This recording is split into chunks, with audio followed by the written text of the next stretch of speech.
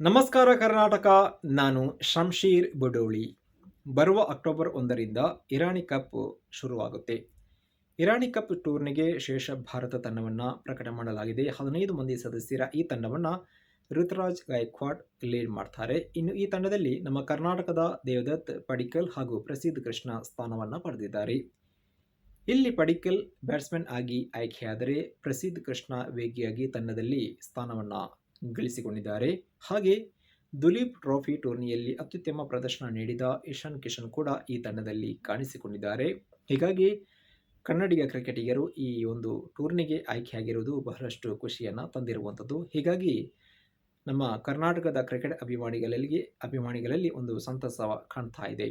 ಇನ್ನು ಬಾಂಗ್ಲಾದೇಶ ವಿರುದ್ಧದ ಟೆಸ್ಟ್ ಸರಣಿಗೆ ಆಯ್ಕೆಯಾಗಿರುವ ಯಶ್ ದಯಾಲ್ ಹಾಗೂ ಧ್ರುವ್ ಜುರೇಲ್ ಇವರನ್ನು ಸಹ ಶೇಷ ಭಾರತ ತಂಡದಲ್ಲಿ ಹೆಸರಿಸಲಾಗಿದೆ. ಹೀಗಾಗಿ ಈ ಇಬ್ಬರು ಆಟಗಾರರು ಇರಾನಿ ಕಪ್ನಲ್ಲಿ ಆಟಕ್ಕೆ ಇಳಿಯುವಂತಹ ಸಾಧ್ಯತೆ ಹೆಚ್ಚಾಗಿದೆ. ಅದರಂತೆ 2024ರ ಇರಾನಿ ಕಪ್ಗೆ ಹೆಸರಿಸಲಾದ ಶೇಷ ಭಾರತ ತಂಡ ಯಾವ ರೀತಿ ಇದೆಯಾ ಅಂತ ನಾವು ನೋಡೋದಾದರೆ, ಋತುರಾಜ್ ಗಾಯಕ್ವಾಡ್ ನಾಯಕರಾಗಿದ್ದಾರೆ, ಅಭಿಮನ್ಯು ಈಶ್ವರನ್ ಉಪನಾಯಕರಾಗಿದ್ದಾರೆ, ಸಾಯಿ ಸುದರ್ಶನ್, ದೇವದತ್ ಪಡಿಕ್ಕಲ್, ಧ್ರುವ್ ಜುರೇಲ್ ವಿಕೆಟ್ ಕೀಪರ್ ಆಗಿದ್ದಾರೆ. ಇನ್ನು ಇಶಾನ್ ಕಿಶನ್ ಕೂಡ ವಿಕೆಟ್ ಕೀಪರ್ ಆಗಿದ್ದಾರೆ. ಮಾನವ್ ಸುತಾರ್, ಇನ್ನು ಜೈನ್, ಪ್ರಸಿದ್ಧ ಕೃಷ್ಣ, ಮುಖೇಶ್ ಕುಮಾರ್, ಯಶ್ ದಯಾಲ್, ರಿಕಿ ಬುಯಿ, ಶಾಶ್ವತ್ ರಾವತ್, ಖಲೀಲ್ ಅಹ್ಮದ್, ರಾಹುಲ್ ಚಹರ್ ಇವರು ಇರುವಂಥದ್ದು.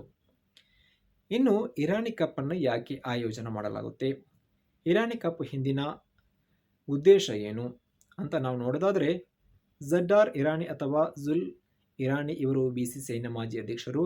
ಲಂಡನ್ನಲ್ಲಿ ಚಾರ್ಟರ್ಡ್ ಅಕೌಂಟೆನ್ಸಿ ಅಧ್ಯಯನ ಮಾಡಿದ್ದ ಇರಾನಿ ಇವರು ಸ್ವಾತಂತ್ರ್ಯ ಪೂರ್ವದಲ್ಲಿ ನಮ್ಮ ದೆಹಲಿಯ ರೋಷನಾರಾ ಕ್ಲಬ್ ಮತ್ತು ಮುಂಬೈನ ಪಾರ್ಸಿ ಜಿಮ್ಖಾನಾ ಕ್ಲಬ್ ಪರ ಕ್ರಿಕೆಟ್ ಆಡ್ತಾ ಇದ್ದರಂತೆ.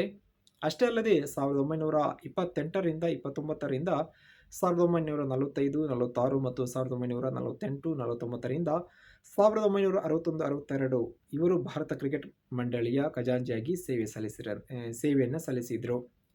ಇನ್ನು 1966ರಲ್ಲಿ BCCI ಅಧ್ಯಕ್ಷರಾಗಿ ಕೆಲಸ ಮಾಡಿದ್ದ ಇರಾನಿಯವರು ಭಾರತೀಯ ಕ್ರಿಕೆಟನ್ನು ಒಂದು ರೀತಿಯಾಗಿ ಅಭಿವೃದ್ಧಿ ಪಥದಂತ ಅಂತ ಹೇಳ್ತೀವಲ್ಲ, ಅದರಲ್ಲಿ ಅವರು ಪ್ರಮುಖವಾಗಿ ಒಂದು ಪಾತ್ರವನ್ನು ವಹಿಸಿದರು.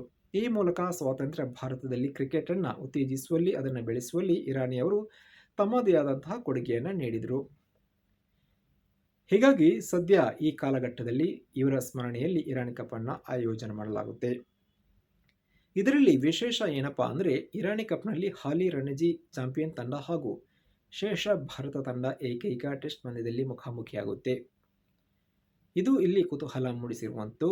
ಅಂದರೆ ಇಲ್ಲಿ ಶೇಷ ಭಾರತ ತಂಡದಲ್ಲಿ ರಣಜಿ ಟೂರ್ನಿಯಲ್ಲಿ ಉತ್ತಮ ಪ್ರದರ್ಶನ ನೀಡಿದ ಆಟಗಾರರನ್ನು BCCI ಆಯ್ಕೆ ಮಾಡುತ್ತೆ.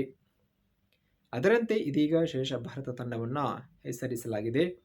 ಹೀಗಾಗಿ ಈ ಒಂದು ಪಂದ್ಯ ಬಹಳಷ್ಟು ಕುತೂಹಲ ಮೂಡಿಸಿದೆ. ಜೊತೆಗೆ ಯುವ ಆಟಗಾರರಿಗೆ ಇಲ್ಲಿ ಒಂದು ಅವಕಾಶವನ್ನು ನೀಡಲಾಗಿದೆ.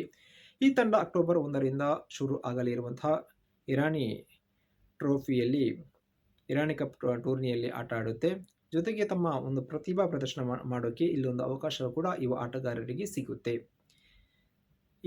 ಇವರೆಲ್ಲರಿಗೆ ನಿಮ್ಮ ಪರವಾಗಿ ಶುಭಾಶಯಗಳನ್ನು ಹೇಳುತ್ತಾ ಮತ್ತೊಮ್ಮೆ ಹೊಸ ವಿಚಾರದ ಜೊತೆ ನಿಮ್ಮ ಎದುರು ಬರ್ತೀನಿ. ಅಲ್ಲಿಯವರೆಗೂ ನಮಸ್ಕಾರ.